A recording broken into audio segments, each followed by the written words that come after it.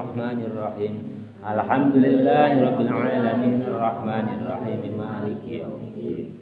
Iyyaka na'budu wa iyyaka nasta'in.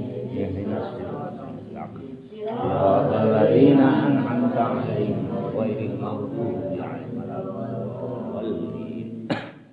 Halaman berapa sekarang? 11 masih? 11. Kita ulang dari pas kemarin itu terakhir syiiran Abu Hanifah itu ya? Bukan? Belum? Udah.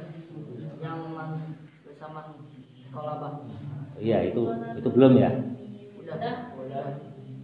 Ya, kita ulang dari sini aja ya. Kita ulang dari pas syairnya Abu Hanifah. A'udzu billahi minasyaitonir rajim. Bismillahirrahmanirrahim.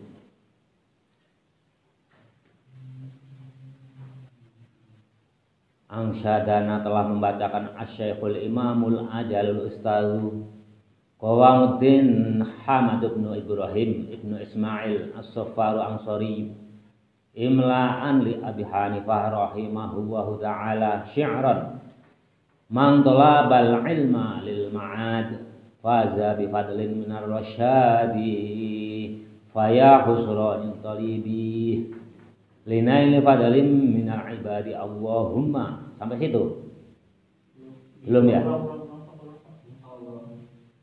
Man talabal ilma lil ma'adi, ini belum ya?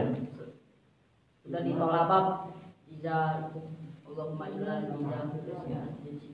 Man talabal ilma lil mi'adi faza bi fadlin minar rasyadi fayal khusrani talibihi linaila fadlin minal ibad. Sampai itu ya. Kemarin ya kita review sebentar bahwa mencari ilmu itu tergantung kepada niat. Kalau niatnya baik ya nanti hasilnya baik. Tujuan utama mencari ilmu menurut musannif kitab Ta'lim Muta'alim ini yang pertama adalah untuk mencari ridha Allah yang sudah kita bahas kemarin. Yang kedua menghilangkan kebodohan. Terus yang ketiga ya syukur nikmat ya kemarin itu. Yang keempat kita tidak mengharapkan dengan kita hasilnya mencari ilmu itu di hadapan manusia untuk mencari pengaruh ini itu untuk dalam rangka mendapatkan amplop atau kalau kita mengajar dakwah ke sana kemari itu bukan. Ya, kalau niat kita lurus ya, sesuai musannif ini insya Allah manfaat yang lain walaupun tidak kita harapkan akan mengikuti, akan diberikan kepada kita semuanya. A'udzubillahi minasyaitonirrajim. Bismillahirrahmanirrahim. Allahumma doa Allah, wahai Allah, illa idza taliba kecuali ketika mencari ya, murid ya santri orang yang mencari ilmu, illa idza taliba kecuali ketika mencari al-jahu pangkat. Jadi kalau kalian mencari pangkat kan juga nggak boleh. Ya, tujuannya ya yang tadi untuk mencari ridha Allah yang kemarin sudah kita bahas ya, sampai terakhir itu ya mencari kekayaan itu tidak dianjurkan. Ini berikutnya disambung Allahumma doa Allah illa idza taliba kecuali ketika mencari ilmu kita mencari al-jaha. Idza talibal jaha ketika mencari pangkat. Jah itu pangkat, kedudukan. Lil amri di pemerintahan. Bil ma'rufi jadi mencari pangkat di pemerintahan ya, pejabat lah. Kamu mencari ilmu niatnya untuk nanti kalau sudah mendapatkan ilmu untuk cari jabatan di pemerintahan. Bil ma'rufi lil amri mencari pangkatan di pemerintahan, maksudnya ya termasuk di kaum ya. Pangkat itu kan nggak harus di pemerintahan ya, menjadi tokoh masyarakat itu kan juga pangkat. Lil amri bil ma'rufi, lil amri untuk bermanfaat, memerintahkan hal-hal yang baik, untuk memerintahkan hal-hal yang baik, amar ma'ruf nahi mungkar, wan nahi anil mungkari, wan nahi dan cegah anil mungkari dari hal yang mungkar, hal yang jahat, anil mungkari dari hal yang mungkar, hal-hal yang jahat, hal yang dilarang agama, wa tangfidil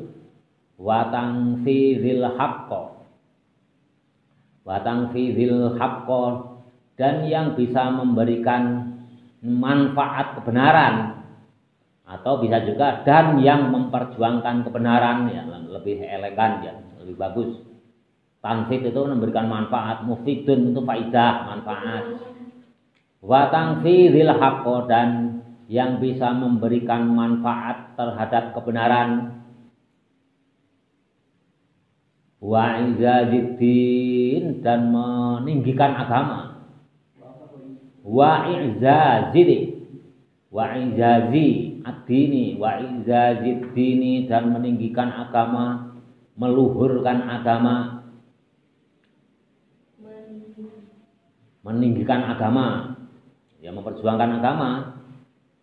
Lali nafsihi, tidak untuk dirinya sendiri. Itu kembalinya kayak yang mencari ilmu ya, maksudnya ya lali nafsihi, untuk tidak untuk dirinya sendiri bagi pencari ilmu.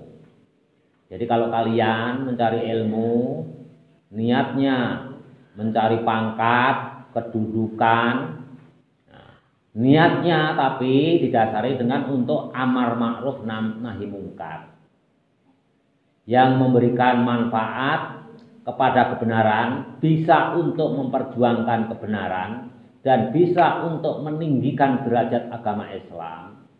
Semuanya itu niat kamu untuk mencari ilmu itu untuk mencari pangkat tadi ya, untuk kepentingan agama intinya, bukan untuk kepentingan diri sendiri. Itu boleh.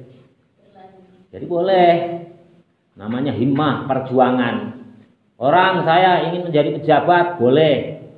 Saya ingin menjadi, nanti kalau udah mendapatkan ilmu, ingin menjadi saudagar, pedagang yang kaya raya.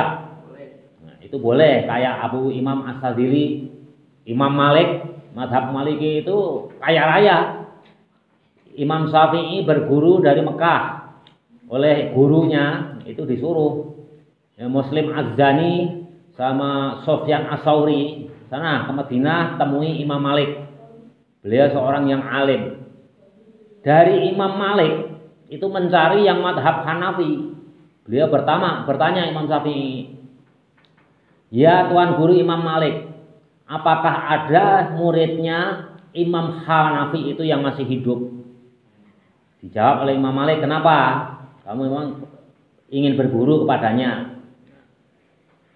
Ya, itu ada di sana di di Syria, di Sam. Dulu itu Sam itu sepanjang dari Syria sampai Palestina itu disebutnya Sam dulu, zaman dulu. Gitu. Akhirnya Imam Syafi'i memutuskan untuk berangkat menemui muridnya langsung, muridnya Imam Hanafi, madhab Hanafi, madhab yang pertama.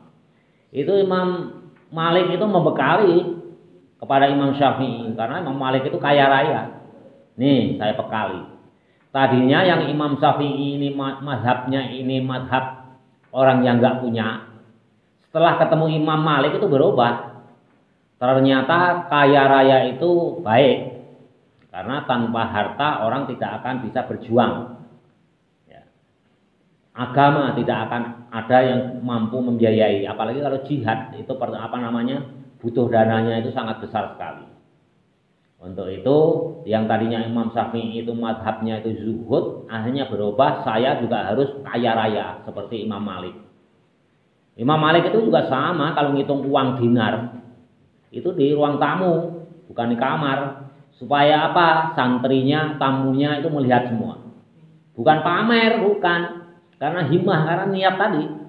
Niat mencari ilmu ya itu. Niatnya apa? Dia himmah perjuangan. Ini loh, kalau menjadi orang Islam itu harus kaya raya, ya kiai, ulama besar, punya mazhab sendiri.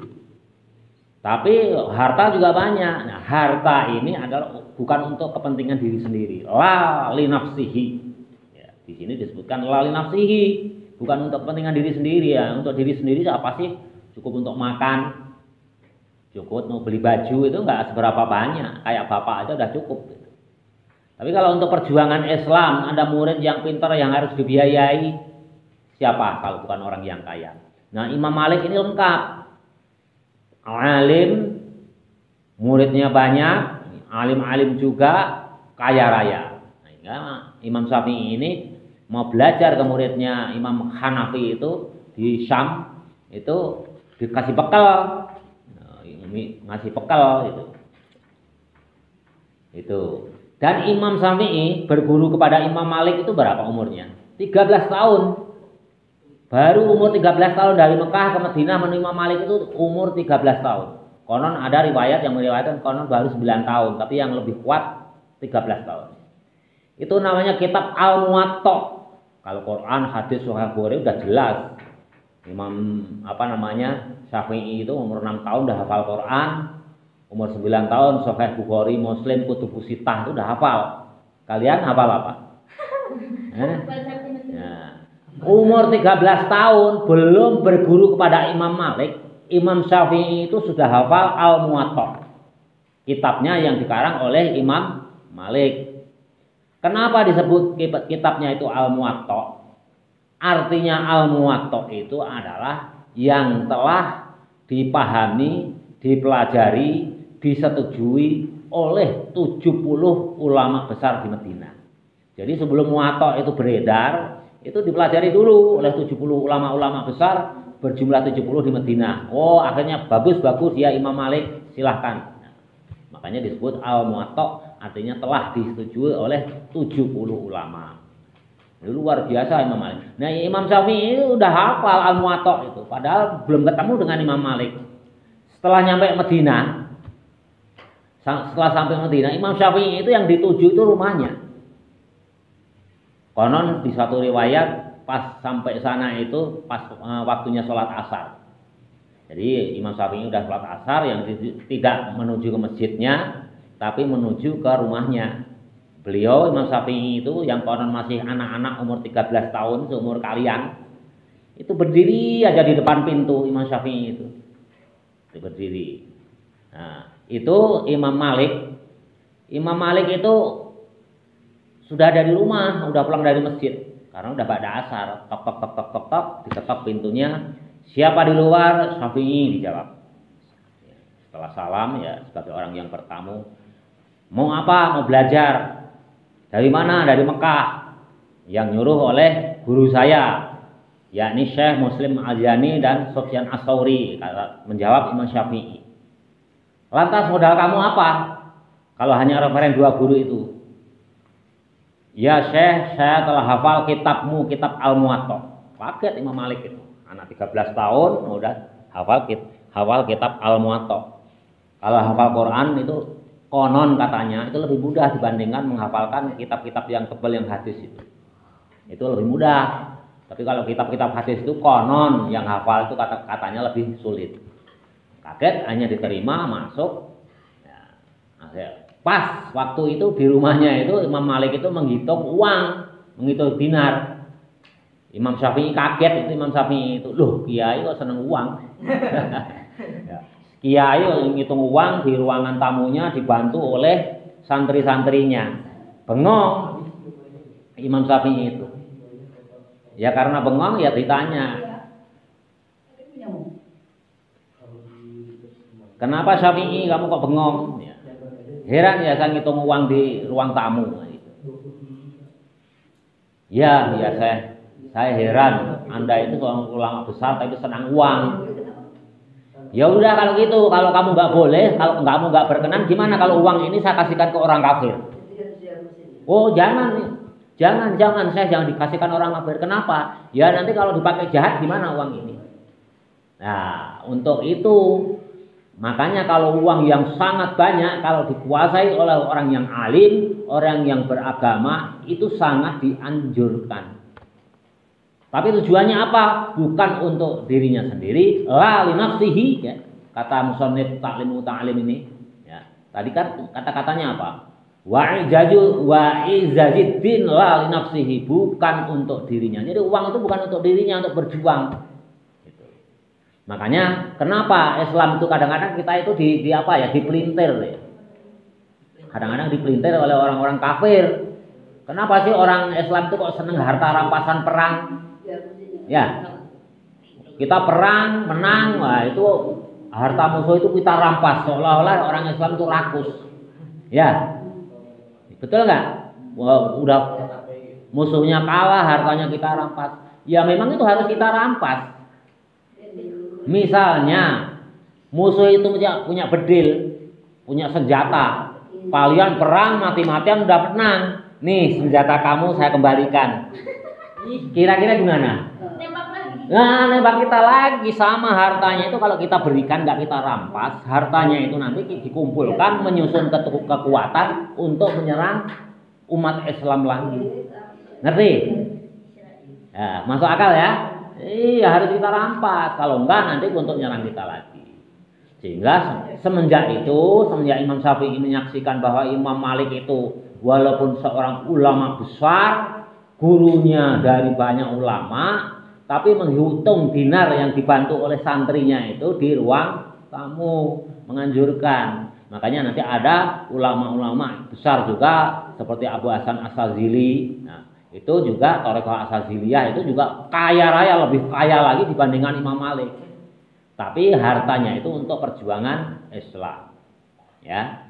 Jadi bunganya nggak boleh. Inilah zuhud. Zuhud itu apa? Kalian harus kaya raya, tapi kekayaan kalian itu untuk kepentingan Islam. Itu baru ya zuhud yang benar. Zuhud bukan keluna-kelunu, bajunya jelek, dari kampung ke kampung, kalau sholat sendirian di bukit, itu salah. Nah, itu yang diuntungkan siapa? Bukannya salah secara total, enggak. Yang diuntungkan hanya dirinya sendiri dengan Allah. Tapi gimana nasib umat? Kan gitu. Ini penjelasannya la li nafsihi, bukan untuk dirinya. Wahawahu dan untuk hawa nafsunya orang yang mencari ilmu. Jadi kalian nanti kalau pengen jadi saudagar, pengen jadi jabat itu boleh. Walaupun di awal ya bab niat tadi kamu hanya semata-mata untuk mencari ridho Allah, menghilangkan kebodohan. Tapi kalau udah dapat ilmu, tapi niatnya tetap itu. Nah, kamu berniat untuk mencari pangkat, jabatan, harta yang kaya raya itu boleh. Tapi untuk la li nafsihi wa hawahu, dan untuk hawa nafsunya pencari ilmu, faya juju, maka hukumnya boleh. Boleh.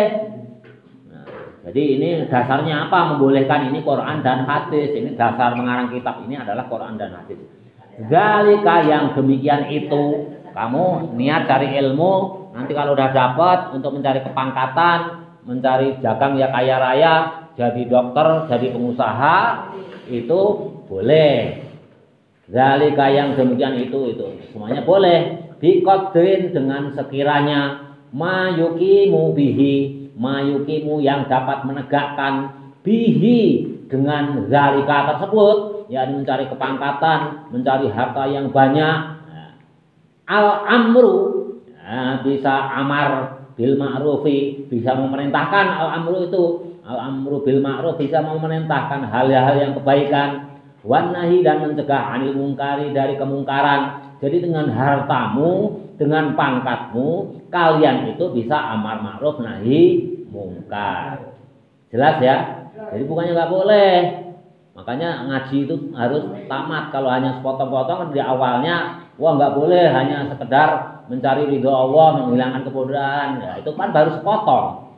Penjelasan berikutnya, kalian boleh mencari pangkat, jadi pejabat, menjadi saudagar yang kaya raya, tapi mencarinya itu himmah, didasari himmah, yakni niat perjuangan terhadap Islam. Harta kita, pangkat kita, jabatan kita itu untuk amar ma'ruf nahi mungkar. Wayambahi dan telah jelas li talibil ilmi, bagi orang pencari ilmu, Li talibil ilmi, bagi pencari ilmu, santri kalian. tolabah, Li talibil ilmi. Li talibil ilmi, talib itu artinya orang yang mencari. Kalau ada orang namanya Pak Talib, berarti dia lagi mencari. Makanya nggak ketemu-ketemu, nanti ketemunya kalau udah mati, kalau namanya orang Pak Talib. Oh ini tuh yang dicari. Ayat tafakkaro wa yanbahi, dan dijelaskan li talibil ilmi, bagi orang pencari ilmu, ayat tafakkaro, agar berpikir, agar bertafakur fi dzalika, yang demikian itu tadi sudah disebutkan, diuraikan secara rinci di atas. Fa innahu, maka sesungguhnya talib mencari ilmu, fa innahu, maka sesungguhnya berpikir, ya ta'allamul ilmi, pencari ilmu, bijuhdin, orang yang mencari ilmu itu bijuhdin kasirin, maka sesungguhnya orang yang mencari ilmu itu, fa innahu yata'allamul ilma, maka sesungguhnya orang yang mencari ilmu itu bijuhdin, akan menemukan kepayahan, akan menemukan kerepotan. Orang yang mencari ilmu, jadi orang yang mencari ilmu itu pasti ketemunya bijuhdin. Fa innahu yata'allamul ilma, maka sesungguhnya orang yang mencari ilmu bijuhdin pasti akan menemui kepayahan, bisa, pasti akan menemui kerepotan, bisa, akan menemui banyak masalah, bisa, itu juhdin. Ya, orang yang mencari ilmu itu pasti intinya ya berat aja, payah, ya repot, harus ngumpulin uang, orang tuanya cari uang untuk membiayai anaknya. Kalian harusnya tidur nyenyak juga harus bangun, besok puasa Senin harus bangun, harusnya ngantuk kayak siapa, Abu Dzar Al-Ghifari ini dari awal gini tuh. Payah. Memang mencari ilmu itu payah, repot. Mencari ilmu itu repot, makanya bahasanya apa? Bijuhdin, pasti akan menemui kepayahan, pasti akan menemui kerepotan, pasti akan menemui banyak masalah, kasirin yang banyak, fa innahu yata'allamul ilma, maka sesungguhnya pencari ilmu bijuhdin kasirin, akan menemui kepayahan yang banyak. Kepayahan yang banyak itu apa? Tadi udah Bapak sebut, ya kerepotan, ya uang, wah semuanya repot. Setiap bulan sekali, 2 minggu sekali orang tuanya harus nengok. Wah, udah repotnya minta ampun. Ya, kalau nggak sadar, sesadar-sadarnya malas cari ilmu itu. Malas ya, mending di rumah main kalian itu. Jam segini itu main layangan sama teman-temannya. Nanti kalau kalah ya adu layangan, kalah anjing, kalah dong. Nah, biasanya gitu ya. Nah, iya. Iya, tiap hari itu bapak hiburannya itu ya. Di pinggir sawah, bapak itu ada sawah itu sedikit itu. Kalau yang ngadu layangan, anjing kalah. Gitu. Makanya kalian harus beruntung, ya. Kalian beruntung, kalimatnya yang keluar selalu kalimat thayyibah. Tapi ya tantangannya berat. Harus biayanya gede, orang tua kamu repot. Betul itu sehari-hari anak-anak SMP, SMA. Kadang-kadang yang pulang dari masjid, dari madrasah itu, non anjing. Itu nggak aneh. Tapi alhamdulillah, bapak selama di sini itu belum pernah dengar ya kata-kata anjing goblok gitu. Itu udah hal yang biasa ya. Iya. Nah, bijuhdin kasirin, kepayahan yang banyak. Fala yusrifuhu. Nah, diingatkan. Fala yusrifuhu, maka janganlah kalian berpaling dalam rangka mencari ilmu. Dari ilmu itu apa? Niatnya yang pertama mencari ridha Allah Ta'ala. Yang kedua apa? Menghilangkan kebodohan. Yang ketiga apa? Syukur nikmat kepada Allah. Sehat badannya, sehat segala sesuatunya. Nah, baru yang keempat, kalau embel-embel niat, nanti kalau sudah lulus dapat ilmu, cari kaya raya pangkat, boleh. Tapi diingatkan oleh pengarang kitab ini, fala yusrifuhu, maka janganlah kalian berpaling. Fala yusrifuhu, maka janganlah berpaling orang yang mencari ilmu ilat dunia, kepada perkara dunia.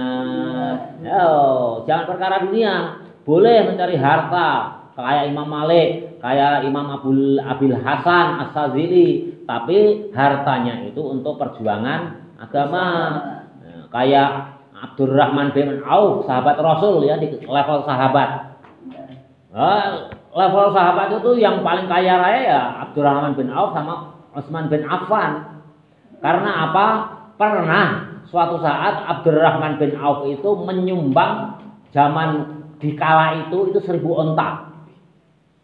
Kalau onta, satu onta kira-kira harganya berapa? 75 juta ya. Sapi aja sekarang paling murah berapa? 35, 40 ya. Ya kalau onta paling murah mungkin 60 juta. 60 juta kalau kali 1000 berapa? 60 miliar waktu. Itu onta itu udah yang paling kendaraan yang paling bagus. Kalau sekarang apa itu? BMW lah. Kelasnya ya BMW lah kendaraan. Atau Mercy. Ya, harganya sekarang kurang lebih 2,7 miliar. Nah itu dengan yang kaya raya ya santri, sahabat Rasul ya konglomerat.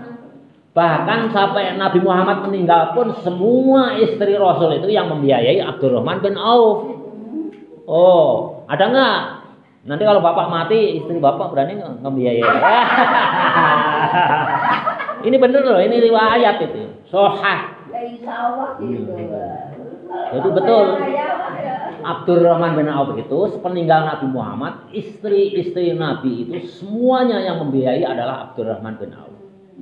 Sehingga semua istri Nabi itu diimpikan oleh Nabi, ya istriku tercinta, hendaklah kamu selalu mendoakan Abdurrahman bin Auf. Yo, ini riwayat sahih. Makanya ngaji itu nggak meligi, yang dibaca ini pengalaman bacaannya sedikit, yang nggak bisa jelasin. Kalian nggak termotivasi, bacaannya harus banyak, mendengarkan harus banyak. Bapak dagang sehari semalam itu kira-kira kalau buka ya jam 6, tutup jam 11. Itu diselang tidur siang paling 2 jam. Sepanjang itu dagang, kalau nggak ada yang beli, walaupun ada yang beli, nggak ada yang beli, pasti selalu ngaji. Jadi ngaji bapak itu tidak kurang sehari itu tidak kurang 8 jam. Ini bukan sombong, ya biarin aja dikatakan orang sombong ya. Ini tahadus bin nikmat. Tidak kurang 8 jam itu ngaji. Habis Gus Kausar, habis Gus Kausar, Gus Koyum, habis Gus Koyum nanti Kiai siapa namanya? Mbah Maimun. Ada habis Mbah Maimun udah jenuh nanti ganti Ilyas Husain. Bukan pengajian, Bapak ngaji kitab kuning. Kalau yang ada di rumah ya sambil nyimak. Kalau yang nggak ada ya kita nyimak mendengarkan, kan sama aja. Akhirnya apa? Setiap ngaji Bapak bisa menjelaskan secara jelas. Ya, orang kalau yang nggak tahu ya biarin aja, sekarang harus tahu, memang harus diumumkan. Nabi aja jadi nabi itu diumumkan, saya itu seperti manusia seperti halnya kamu sekalian. Hanya saya mendapatkan wahyu. Ana basaru mislakum wa ana wahyu yuha. Saya itu manusia seperti kamu sekalian. Yang membedakan apa? Saya itu mendapatkan wahyu. Dokter, kalau nggak diumumkan, dokter praktek spesialis nggak tahu. Misalkan akuntan publik, kalau nggak diumumkan, membuat kartu nama, brosur itu ya nggak tahu. Kalau siapa namanya Kiki itu akuntan publik atau Kolbi sebagai akuntan publik. Karena kartu nama, membuat brosur bukan sombong, memang harus diumumkan supaya orang itu tahu. Gitu. Nah, itu harus tahu. Jadi Bapak itu tidak kurang dari 8 jam ngajinya. Nanti paling-paling dipotong kalau belanja ini itu. Ya, kalian berapa jam? Nah, itu beda. Makanya Bapak ya, keluarga Bapak sendiri nggak ada yang tahu keluarga Bapak itu kalau Bapak itu bisa ngaji. Baru 5 bulan ini tanya Bu Haji. Nggak tahu bahwa Bapak itu dulu waktu kerja keliling Jawa Timur selalu ngaji, ngalap berkah, cari berkah. Dan nanti bab berkah dibahas nanti. Nah, ini juga lucu, saya ceritakan sedikit. Waktu itu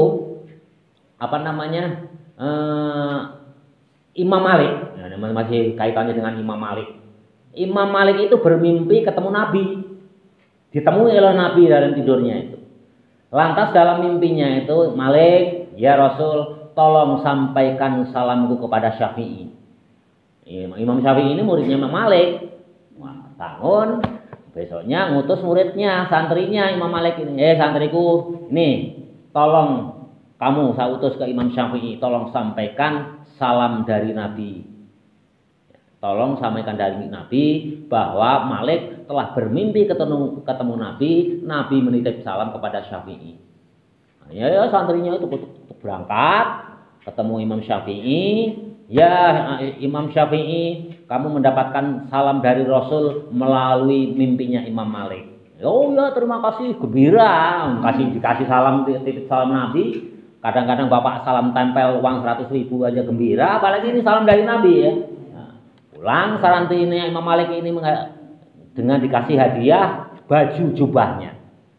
Setelah sampai Imam Malik ditanya santrinya, santri, kok kamu dapat jubah itu dari mana? Emang kamu punya uang beli itu? Bukan ya Syekh, ini hadiah dari Imam Syafi'i. Saking gembiranya mendapatkan kabar dari tuanku guru. Lantas apa kata Imam Malik? Lepas gitu. Lepas bajumu santriku, saya pinjam sebentar, saya cuci. Bajunya Imam Syafi'i ini dicuci, ini dapat pinjam hanya akadnya pinjam oleh Imam Malik, dicuci, airnya diminum oleh Imam Malik. Untuk apa? Mendapatkan berkah. Santrinya pinter, tanya kepada gurunya Imam Malik, ya Tuan Syekh, Imam Syafi'i itu kan muridmu, anak buahmu, umurnya juga lebih tua dari Anda ya Tuan Syekh. Kenapa Tuan Syekh mencari berkah dari Imam Syafi'i? Muridku, ketahuilah, Rasul kekasih Tuhan saja menitipkan salam khusus buat Imam Syafi'i. Karena hormatnya Rasul akan ilmunya Imam Syafi'i. Apalagi aku yang ilmuku di bawah Imam Syafi'i. Artinya apa? Walaupun di sini ada apa ya Kak siapa namanya ini? Kak Bani. Walaupun dia itu ya seakan-akan rekan. Imam Malik aja gurunya Imam Syafi'i masih tabarukan pada muridnya. Apalagi kalian kepada seniornya. Menurut taklimu ta'lim, tetap kalian harus hormat terhadap senior siapapun, apalagi pada guru. Kalau ilmu kalian mau berkah ya ikutilah Imam Malik ini. Yang muridnya ya Imam Syafi'i ini muridnya dicuci bajunya, hasil cuciannya ini tidak dibilas sampai bersih, enggak, langsung mungkin masih ada keringatnya Imam Syafi'i diminum untuk mengambil berkah. Makanya kalau orang wah tetangga sebelah itu wah keberkahan itu syirik ya sakaremu ke sana lah. Sak ngomong-ngomongmu. Pokoknya saya masih yakin kepada Imam Malik. Ya, kalau dibandingkan Imam Malik kayak apa? Jauh bagaikan bumi dan langit. Ya, itu keberkahan itu ada. Nah, itu.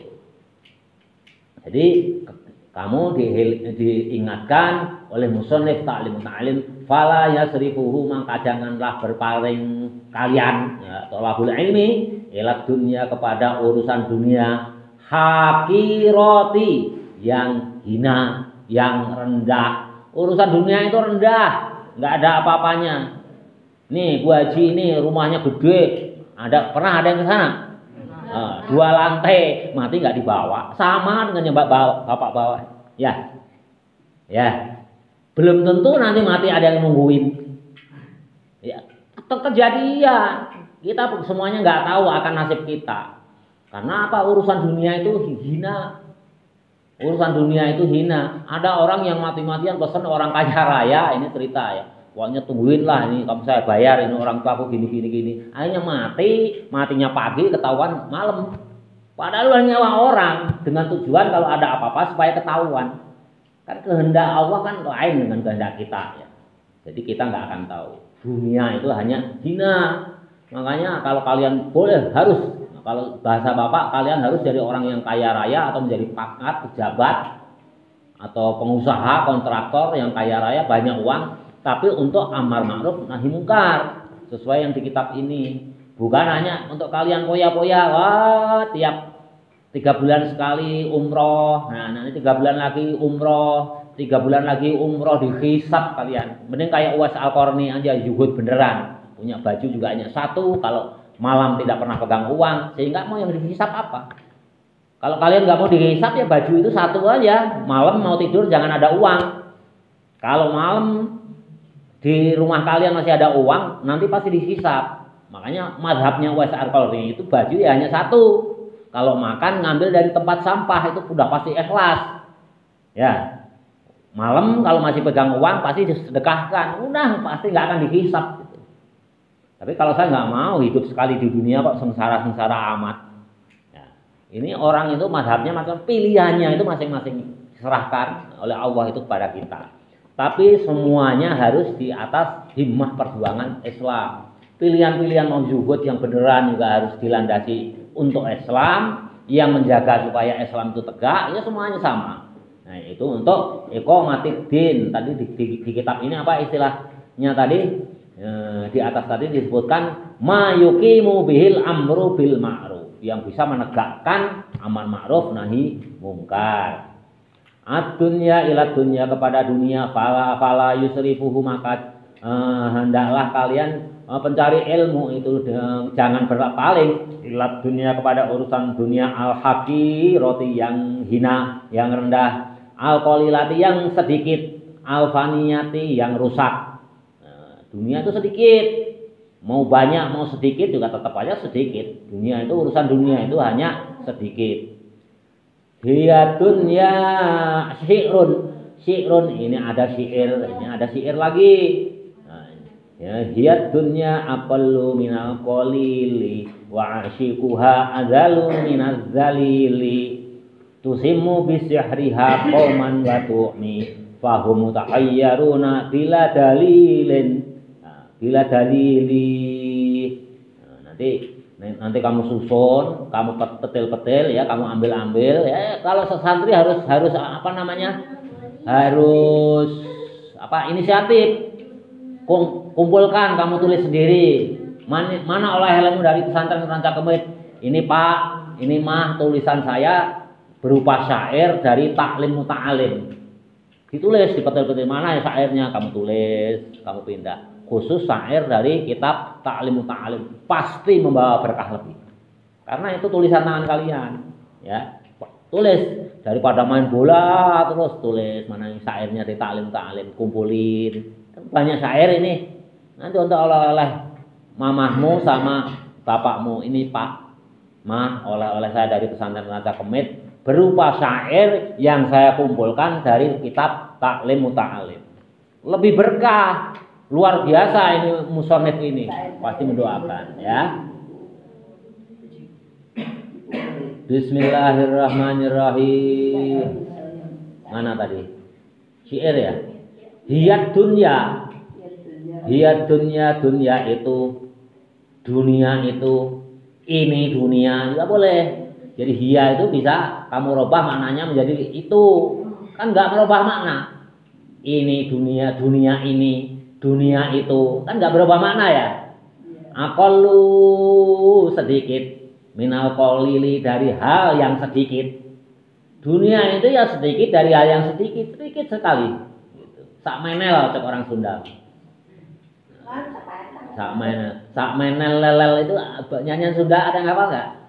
Piraku, resiko, kerdapur, ukur, saribu, itu kan ada. Sak menel lelel ya. Itu jadi kalau mengartikan, kalau kalian jadi ini yang kreatif. Jadi guru nanti yang kreatif. Aqallu minal qalili, artinya sak menel lelel ya bisa. Wa asyikuha dan orang yang menyenangi dunia, dan pencintanya pun orang yang mencintai terhadap dunia, azallu hina minaz zalili, orang sehina-hinanya orang. Jadi orang yang mencintai dunia, orang yang mengarang syair ini juga pasti pakai dasar Quran hadis. Enggak mungkin kalau Bapak seyakin-yakinnya pokoknya udah aja taklid. Ini pasti pakai dasar Quran hadis. Itu sehina-hinanya orang. Tusimmu yang menjadikan kita semua itu menjadi tuli. Budak tuli, ya tusimmu itu tuli. Bisihriha dengan sihirnya dunia, dengan pengaruhnya harta. Kauman pada suatu kaum, watukmi dan menjadi tuli. Tusimmu budak, tukmi buta, ya betul nggak? Sumum kan tusimu, tusimu itu tuli, watukmi dan menjadi budak. Ya ini apa namanya? Kalau kita udah cinta dunia, banyak kehidupan di alam dunia ini kan. Adik membunuh kakaknya, orang tua anak mengusir orang tuanya gara-gara warisan kan ya. Pernah dengar nggak? Ada anak di Jawa juga pernah, yang terakhir bapak dengar itu, mengusir orang tuanya gara-gara dunia. Banyak, itu membuat tuli, membuat buta, itu simbol ya. Sebetulnya yang tuli, yang buta itu bukan matanya, bukan apa namanya kupingnya, tapi hatinya. Fahum maka mereka semua ini fahum ini rujuknya kemana? Fahum itu rujuknya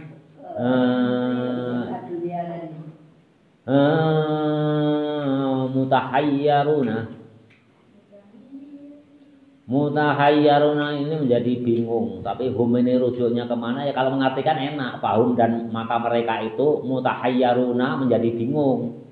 Jadi gampang, tapi untuk menjelaskan kan kalau kalian fahum maka mereka semua mutahayyaruna menjadi bingung itu kan lucu ya, nggak jelas ya. Hum siapa yang menjadi bingung? Nah, hum ini kembalinya orang yang mencintai dunia. Fahum maka mereka yang mencintai dunia, mutahayyaruna menjadi kebingungan, menjadi bingung bila dalilan karena tanpa dalil. Bisa kamu artikan begitu.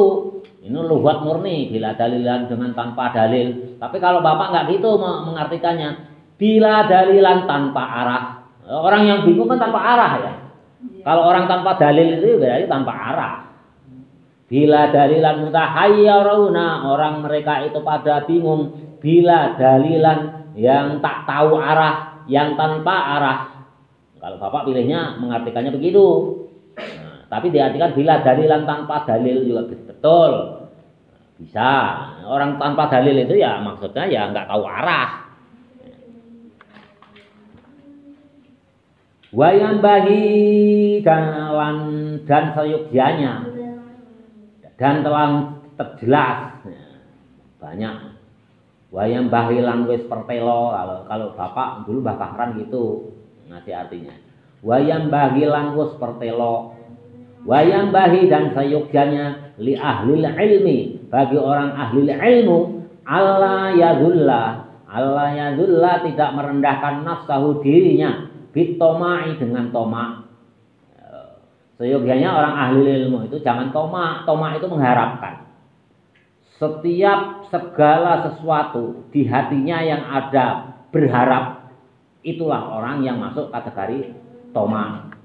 Contoh, pelit, kata-kata pelit sebetulnya kata-kata pelit, pedit, itu sebetulnya nggak ada.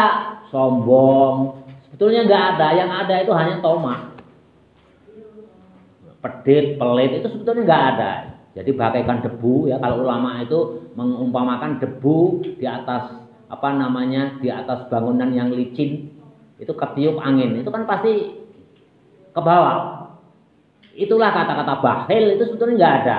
Sombong nggak ada, ria nggak ada. Yang ada itu adalah tomak. Karena tomak itu mengharapkan. Contoh, pelit. Wah, orang itu pedit. Berarti kalian mengatakan pedit itu karena ingin dikasih.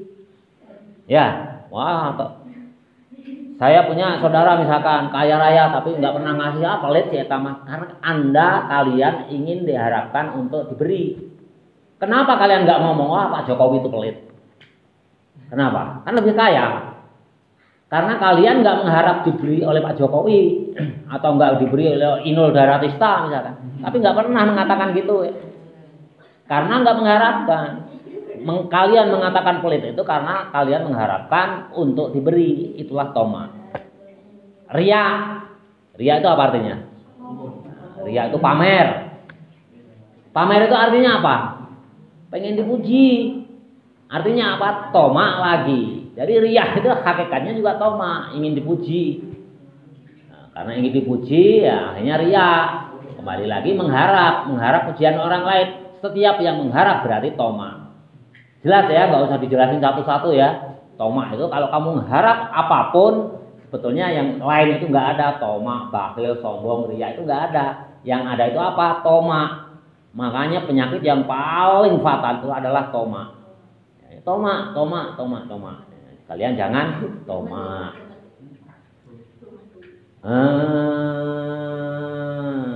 Bayam bagila alil ilmi. Orang yang ahli ilmu itu ala yadullah, janganlah hina atau rendah nafsu dirinya bitomai dengan toma fi ghairi matma'in, yang bukan tempatnya toma. Harusnya nggak bukannya tempatnya toma kalian itu. Kalau santri ya nggak boleh toma. Tapi kalau toma sedikit ya namanya manusia lah. Siapa orang manusia yang murni bisa di hatinya itu nggak ada toma? Kalau menurut kalian ada nggak? Jawab aja. Ada nggak kira-kira manusia itu di hatinya yang terbebas dari unsur toma atau berharap? Nggak ada ya, nggak ada. Kitanya itu hanya ikhtiar sedikit mungkin lah, hindari hal-hal yang toma. Toh seandainya kita nggak bisa menghindari, kita tetap tabrak, ya itulah kembali lagi manusia. Nah, nanti kalau siang ya malamnya istighfar, nanti bab istighfar pasti Allah mengampuni. Nah, itu. Wayat apa itu? Ya. Tak.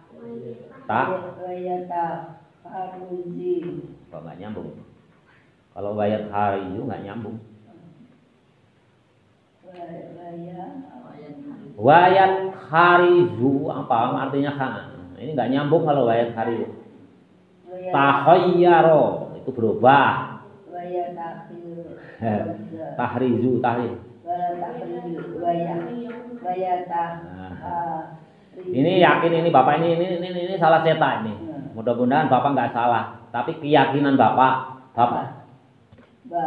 tidak menyalahkan niat bapak, tidak menyalahkan musonif ini ya. Ini yang salah paling percetakan. Keyakinan bapak ini salah. Tapi mudah-mudahan keyakinan bapak itu salah. Tapi bapak meyakini ini tulisan ini salah ini. Seharusnya yang benar wayah tarizu. Wayah tarizu itu keyakinan bapak. Wayah tarizu. Bukan wayah harizu tapi wayah tarizu. Kok aneh wayah tarizu? Karena apa? Di atas mutahayyarun. Hayyarun ha. Hayyur tahri. Kalau wayah tarizu artinya gini. Wayah tarizu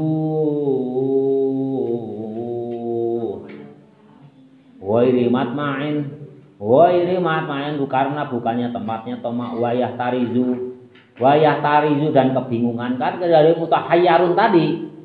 Itu kembalinya ke mutahayyarun. Kalau kembali mutahayyarun ini benar wayah tarizu. Amma fihi madilatun. Setiap orang yang kebingungan amma dari sesuatu fihi di dalam kebingungan madilatun itu hina. Nah, itu nyambung. Sekarang ketemu. Kalau dibaca wayat harizu ini kayak atahiyat. Tuharrikuha menjadi tuharrikuha. Beda. Tuhari. Ini ada zu. Tapi kalau dari makna ini benar salah cetak. Bapak meyakini bahwa kitab ini salah cetak. Sekali lagi Bapak bukan menyalahkan musonif. Tapi ini saya yakin Bapak ini salah cetak. Yang betul wayah tarizu. Karena kaitannya dengan yang di atas mutahayyarun bingung. Jadi kalau wayah tarizu ini cara mengartikannya begini. Bitomai dengan toma. Wihai matma'in karena tempatnya bukan selain toma. Wayah tarizu dan kebingungan karena toma. Amma karena toma fihi dalam kebingungan mazillatun itu merendahkan al ilmu wa ahlahu dan ahlinya orang yang mencari ilmu. Nyambung nggak? Nah itu ini salah cetak Bapak yakin. Tapi mudah-mudahan salah, yang salah Bapak.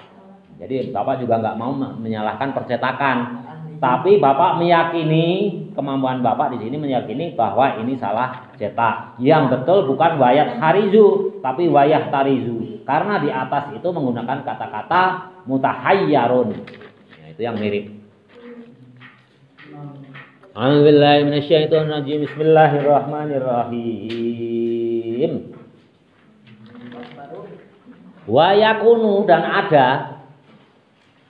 Siapa yang ada? Kembalinya kemana ini? Wa yakunu dan ada. Enak aja kalau nggak dijelaskan ya enak. Kalau hanya baca Bapak cepat. Wa yakunu dan ada mutawadhi'an orang yang tawadhu. Enggak tahu yang ada itu siapa.